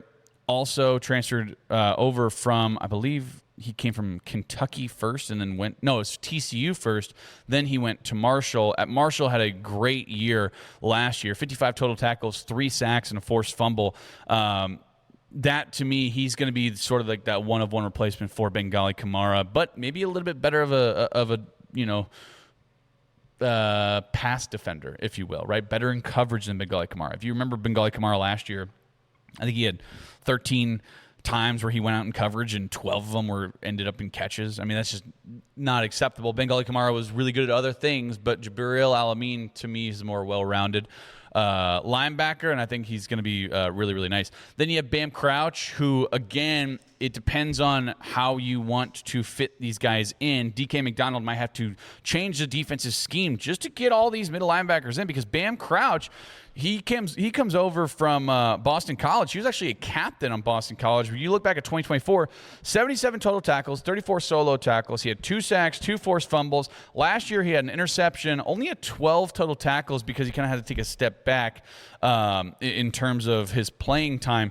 But still, Bam Crouch, to me, is just a raw athlete, a competitor, a team leader. Like I said, he was a captain at a Power 4 level. So I like Bam Crouch and what he adds to this room. Also, another guy, you got Jerron Willis over from South Carolina, 6'2", 254.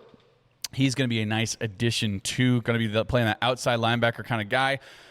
And Bengali Kamara also came over from South Carolina, too. So probably going to be playing in that outside linebacker spot, if you will. 7 total tackles last year. He did have 2 fumble recoveries, which is really impressive by Jerron Willis. And then you look at some of the other freshmen that you have. You have Malachi Curvey, who's going to be a redshirt freshman this year. Everyone's really high on him. Really nice athlete as well. Then 2 freshmen who are coming in to this Kansas team who I think have potential to play almost right away. Joseph Credit and Josh Galbraith. Now, Joseph Credit is a really nice player, and I think he's going to be a nice player for the future for this Kansas team. But Josh Galbraith, if you look at him, and I actually know his brother. I actually played college football with his brother, Eric Galbraith, down at Emporia State. Josh Galbraith, they don't make guys like that. You can't even make a guy like that in a lab. He looks unbelievable, and he got a ton of Division I offers. Michigan, Texas A&M, right? Power 4, Power Conference, Big Ten, SEC level teams wanted Josh Galbraith bad. He decides to stay in his hometown. He's from Lawrence High. Josh Galbraith has the ability to make a meaningful impact right away. Probably going to be an outside linebacker. He's really good in coverage. He was listed as an athlete first whenever he, came out of high school, because you could really kind of plug and play him anywhere, right? He's going to be one of the best pure athletes that you see on the field. So I really, really like Josh Galbraith. So that's kind of a breakdown of the positional group with the linebackers. Again, a lot to look forward to for this linebacking crew for this Kansas team. I think this is going to be one of the strengths, at least maybe the biggest strength for this Kansas team. A lot of question marks in terms of how guys are going to fit and how DK McDonald is going to maybe change his defensive scheme, maybe not, but I like all of these guys. Hey, that's going to do it here for Rock Chalk Sports here on KansasNation.com. For Trey Myers, Tyler Brewer, and Elijah Schmidt, as always, running the show behind the scenes. I've been Daniel Courtwright saying, catch us tomorrow from 4 to 5. Actually, going to be doing a shortened show for Rock Chalk Sports because I'm going to be out at FanFest all the way until midnight. It's going to be a lot of fun out in Kansas City. So I'll see you guys tomorrow. Rock Chalk Sports, ESPN Kansas City, and KansasNation.com.